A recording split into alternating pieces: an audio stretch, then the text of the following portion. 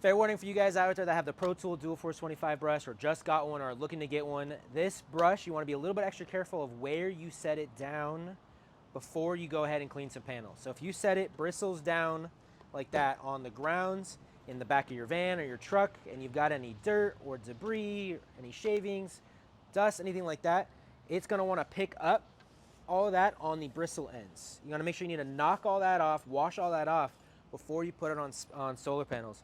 Some solar panels out there have soft coatings, so it's a little easier to scratch than others. So if you grab a little bit of dirt or maybe some of those rocks or anything like that from the roof shingles and it's on these bristles and you put it down on the panel, you might scratch some of those softer panels out there. So what you want to do is make sure you store it on its back like that.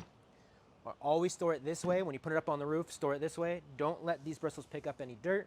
Put it in a nice clean box. And if you do happen to get anything on it, you forget, or dirt just happens to get in there from the truck, what you can do is you can take that clip off and pull the pin like that.